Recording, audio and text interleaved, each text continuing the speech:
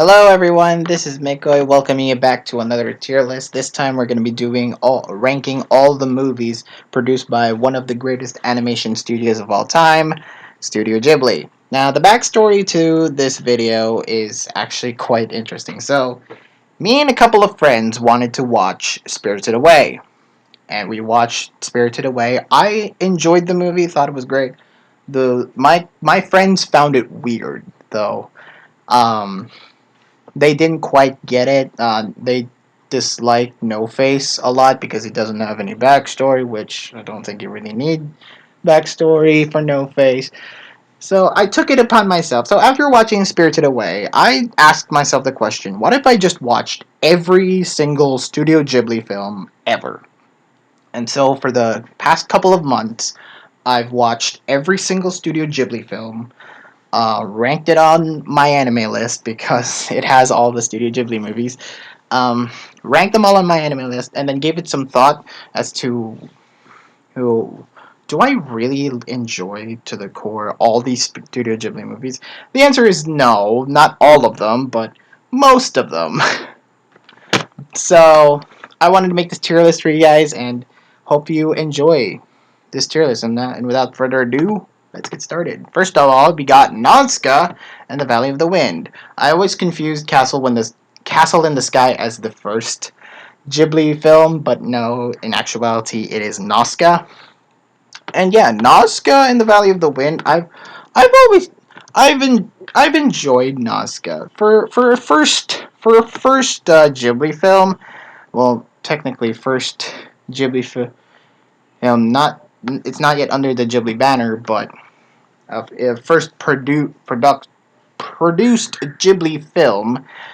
They struck gold here. First of all, with Nazca. I mean, Nazca herself is a princess who kicks ass and is determined to save her kingdom from the evil bad guys. And it's incredible.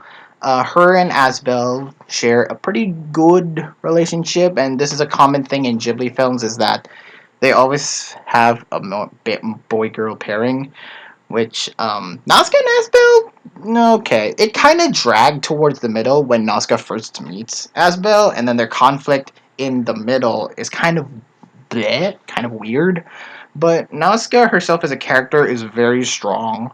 I enjoyed it, and the ending, while it kind of sucks, um, well, but it's still like a happy ending overall. And yeah, the actual like plot of the movie is very strong as well. So I'm gonna give it an A. I enjoyed Nazca a lot. Next up, Castle in the Sky. I really enjoyed Castle in the Sky. It's the story of a boy and a girl who want to see the castle in the sky, which is Laputa. Batsy and Shita are very cute. They are very wholesome. They act as if they are partners. Uh, for the rest of the movie, and it's really freaking adorable. Um, they go up against pirates and bandits alike to try to find the castle in the sky. It's a very enjoyable movie. This deserves an S tier. My it's one of my top 5 favorite Ghibli movies. And you know what? For a movie, I'm constantly mistaking it as the first Ghibli movie. It's a very strong first. Um, I really enjoyed Castle in the Sky. It is, if you haven't seen it, go watch it. It's 36 years old, which is a testament to how timeless this movie is. Great, it's great. Next up, Grape of the Fireflies. This one of the most depressing movies I've ever watched. World War II. It's a World War II flick, and yeah, this movie really ties it together. How Japan did during World War II. What were the struggles that had happened during World War II on Japan's perspective, and these two siblings trying to survive it's very gripping. It's a very gripping. Celta is a good protagonist, I think, and Setsuko very adorable. And I almost wanted to cry at the end. And but yeah, this movie very gripping, very dark, which I like in Ghibli, and this one is definitely one of the darker films. But I wouldn't necessarily rewatch it again. It's good only the first time. The second time, you'll just be left feeling sad. And I've watched this twice, so yeah, forget Fireflies. Very good. I wouldn't necessarily put above Nazca, but it's still good. Next up, My Neighbor Totoro, one of the most popular Studio Ghibli films, the quintessential Ghibli movie, and the people most associate Ghibli with. Satsuki and Mei finding this mysterious creature called Totoro. It's a kids film. It's a very good kids film. Is it among the greats of Ghibli though? I don't think so. I think I put it above. I wouldn't necessarily. I'm conflicted. A or B. I think I'm gonna put it at a low A because I do enjoy it, and I think it's a very good kids, good for kids Ghibli movie. For adults, you might just find this kind of boring. But if you're me, if you want to watch every Ghibli movie, you got to get through Totoro as well. I enjoyed it, and I very much enjoyed it. Definitely E for everyone levels of enjoyment that My Neighbor Totoro is. And this movie is like, what, 30 years old as well? 31 years old? So, we're old, people. We're old. Or no, sorry, 34, 34, yeah. Next up, Kiki's Delivery Service. S, what can I really say? S tier, my favorite Ghibli movie of all time, Kiki. Uh, it may come off as very boring for some of y'all, but it's good, you know. You're missing out. It's a very comfortable movie. It's basically Kiki trying to live suburbia, which and a lot of the movie's pacing is very slow, but it's still like beautifully animated. It's wonderfully paced, in my opinion, and you know I really enjoy this slice of life nature when it comes to Ghibli, especially when the main characters are interesting and Kiki is interesting. Gigi as well, very interesting side protagonist. The main guy that Kiki eventually falls in love with, I guess, Tombo. He's all right. He's all right, and the other parts of the movie are fine. But the whole movie experience is just so amazing. Um, Definitely like my favorite Ghibli film. I could rewatch this thousands of times and still come up and still find new things I've enjoyed in Kiki. So yeah, it's my favorite. It's my favorite Ghibli movie. No questions there. Next up, Only Yesterday. I honestly found this movie quite boring, to be honest. It's a tale of the protagonist doing a reminiscing about the past, about her childhood and what she experienced. I found the flashback scenes to be wholly boring. Honestly, it's not bad. I just found it uninteresting. And the A plot, nothing happens. It's just them um, reminiscing a lot of the past. Um, it may be good for some people. For me, I just didn't quite enjoy it. It's not horrible. It's not horrible movie, but it's not something I would rewatch over and over again. And not in a bad, not in a good way as well. Forget Fireflies. It's a good first viewing. This one kind of already meh first viewing. Next up, Porca Rosso. Probably the most divisive movie on this list for me. Because I know a lot of people like it and I know a lot of people hate it. But for me personally, I like it. I thought it was pretty dang. It's fine. It's a fine movie. I just wasn't interested. Like Porca Rosso himself always comes across for me as a jerk, but I but you can kind of see his struggles because he is a pig who has been cursed. The love interests didn't really amuse me. Theo, I guess, is bearable, but she's okay. Gina, never really needs to happen. Honestly, I think kind of boring. But yeah, yeah, that whole aspect is kind of boring. But I like I like some of the shots. I love some of the aesthetic, and of course, it's a plane movie, so the plane scenes are incredible. In this one, and the fight at the end with Curtis and Porca Rosso is fun. Is very fun stuff. So yeah, it's boring, but it gets fun towards the end. So I'm gonna go with a B. I think it's perfectly middle, perfectly average. Next up, Ocean Waves. God, do I really need to say more? This movie sucks. Honestly, this movie sucks so hard. It's Ghibli should not do teen romance. It's not in there. This is one of only a few black marks I found. Uh, in Ghibli, the main protagonist is such a doormat. Taku, his name was. So Rikako is a jerk. Like her attitude is always so bossy, and it's just horrible. Well, it's horrible. The glasses kid, I always found that glasses kid to be the most bearable of the three, and the protagonist definitely Taku gets his just desserts towards the climax. But yeah, the rest of the movie is just a slog. It's not something I would watch ever because it's teen romance done wrong, and I don't think Ghibli good good in particularly handling, and that's why I think Ocean Waves is the worst of the Ghibli movies. So yeah. Next up, Pompoko.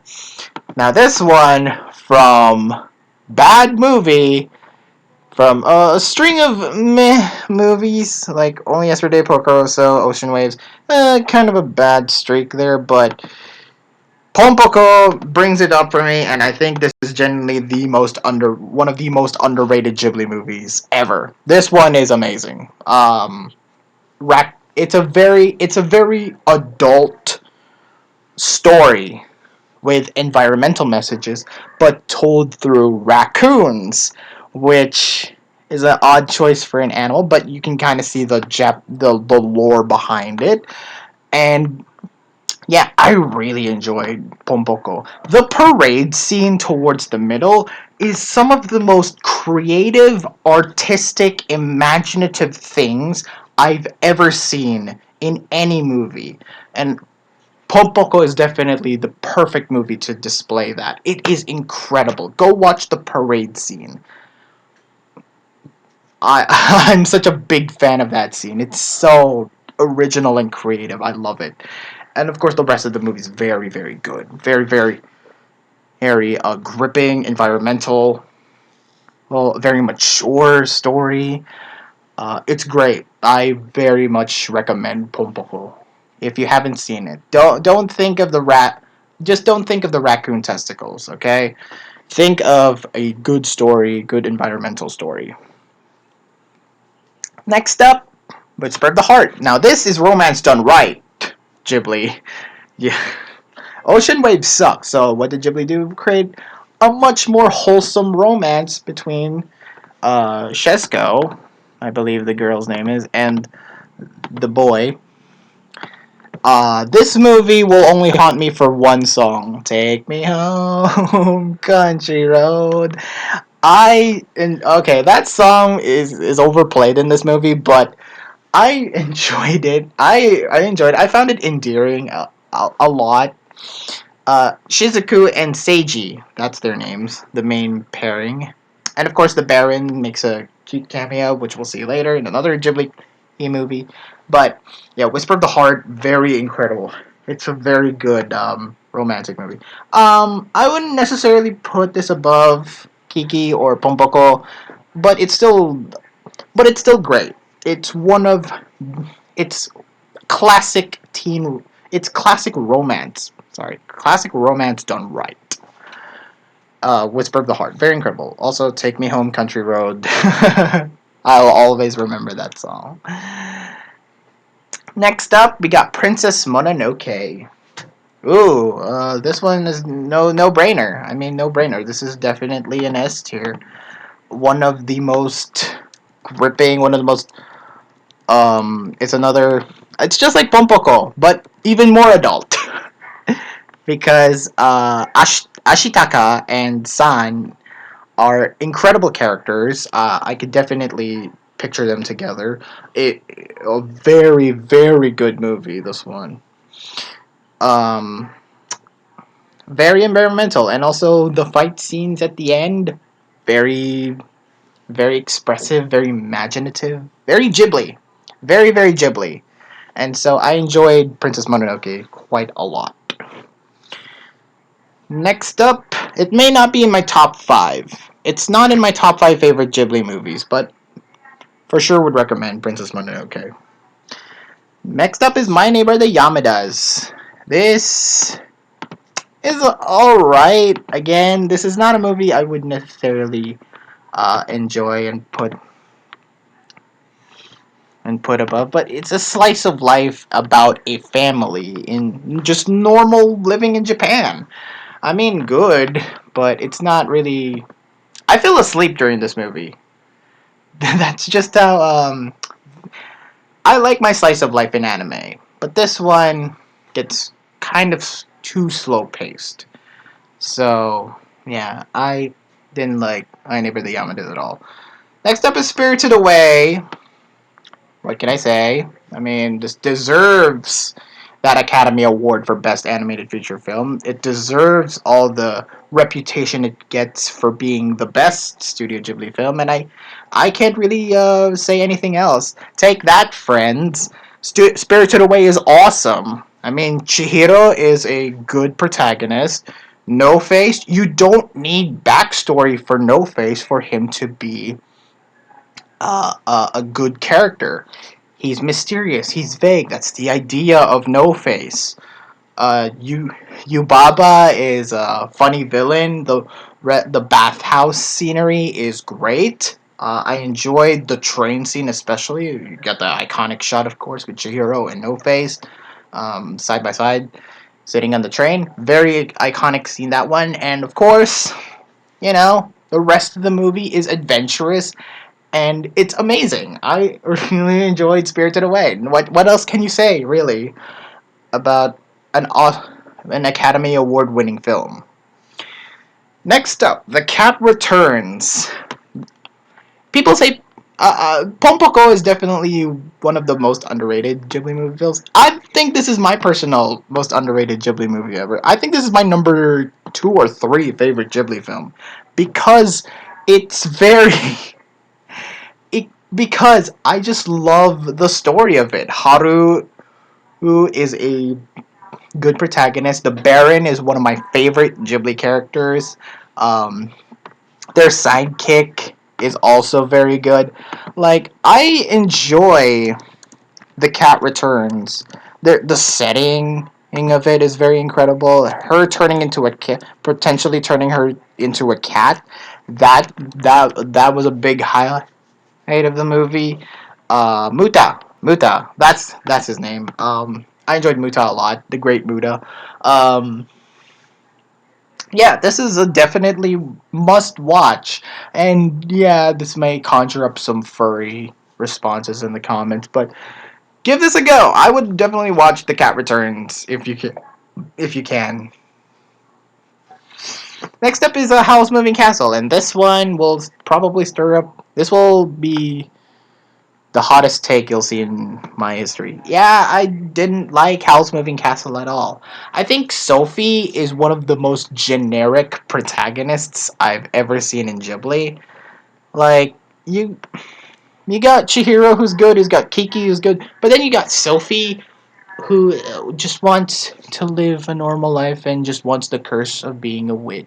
An old hag, sorry, an old hag going away, and she wants to live in a relationship with Howl, who is a character I wanted to like, but I just couldn't because we never get proper screen time with him. That that couple with some of the more I just didn't enjoy it. Some of the more adult scenes, I think, just didn't fit well with Howl's Moving Castle at all, and I just didn't enjoy it, honestly. I liked the Flame.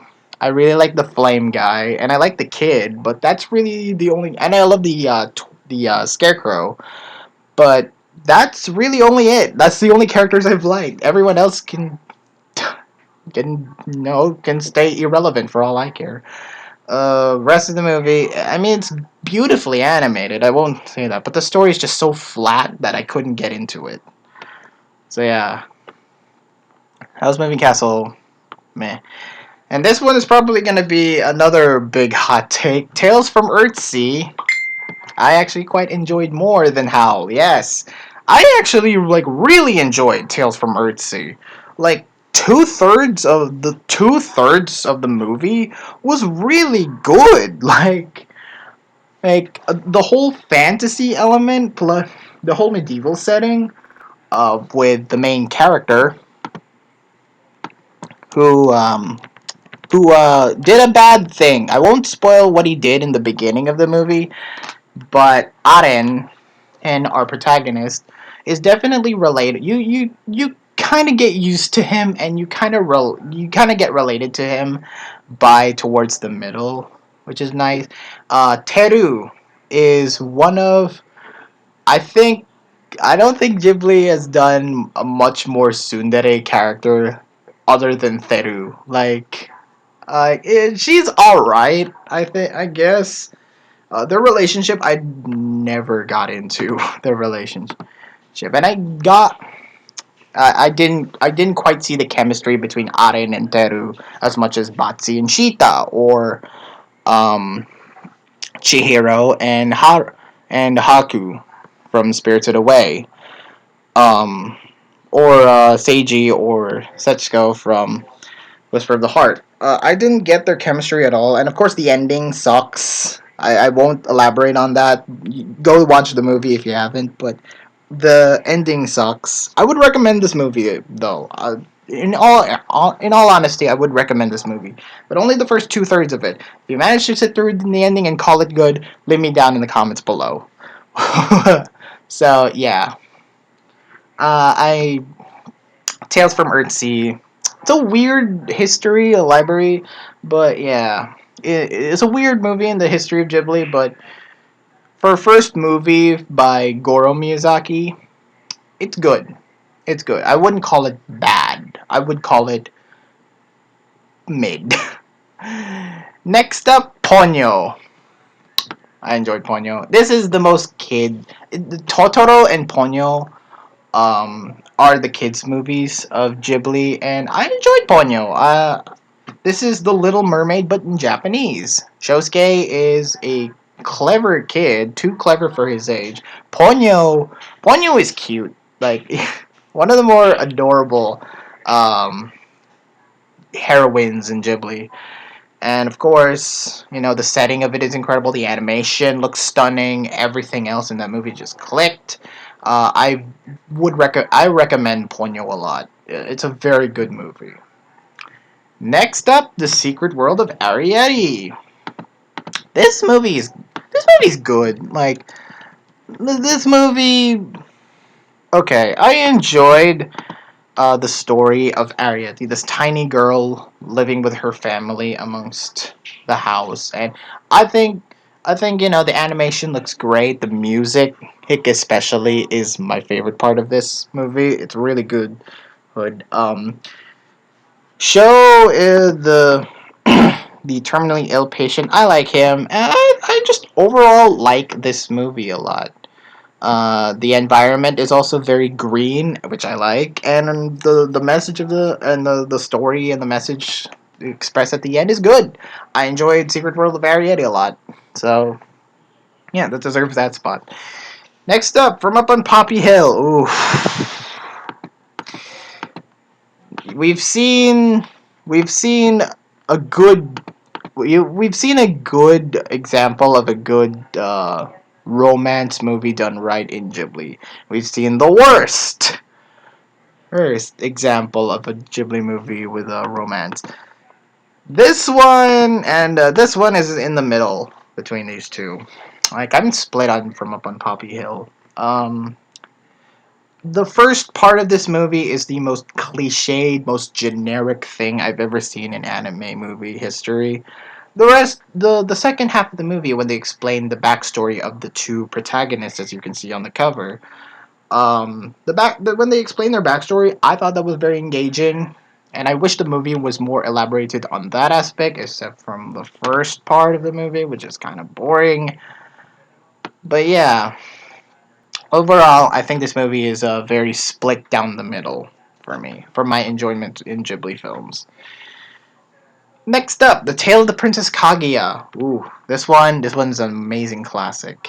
This one is a classic as well. Like, it's the retelling of an old Japanese folklore story, and I think that they did it well. The animation's very smooth and papery, very original for Ghibli, but it's done so well. And of course, the story of it is amazing. Kaguya herself is great in that movie, especially. I never realized, but Tale of the Princess Kaguya does have some funny moments, which I enjoyed quite a lot.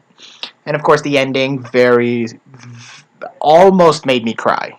That the ending of Tale of the Princess Kaguya almost made me cry, and yeah, it's a very enjoyable movie. What else can I say? Next up, The Wind Rises.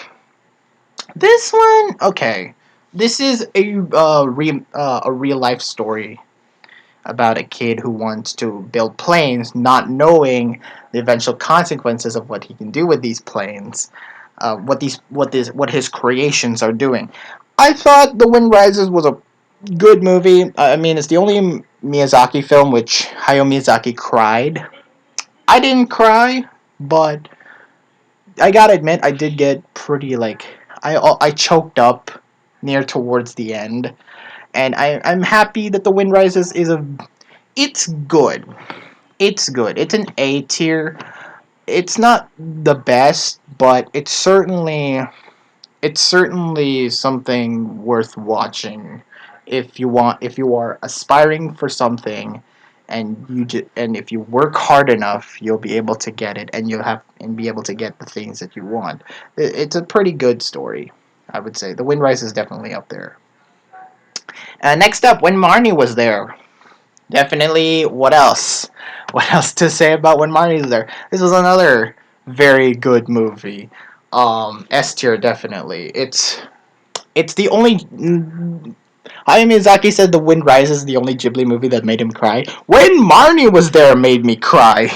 Like the towards the last third of that movie, so emotional. It made me cry immensely.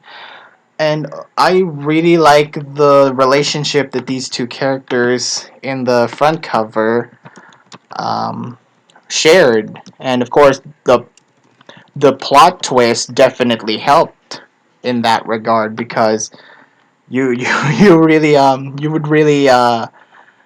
you really enjoy you would really enjoy when Marnie was there. It's one of the more dramatic movies, and I'm glad like Ghibli made. I'm glad this movie got released in part of the Ghibli lineup. But yeah, very enjoyable this one. I would definitely recommend when Marnie was there. And finally, Earwig and the Witch. I mean, one of the first 3D Ghibli movie, and I thought it was absolute garbage. Um, it's not because of the 3D that is off-putting about it. Just the story. It's mean. It's basically Cinderella, but if Cinderella was Japanese and was a bit bossy. Like, it's bad. It's certainly bad, but the 3D actually is a good point for me. Like, the animation is clearly, like, inventive. They really tried to make it imaginative and to basically recapture what was so special about Ghibli in the first place, and that is grade A level animation. Just the story kind of sucks. And who gives their daughter's name Earwig? It's bad.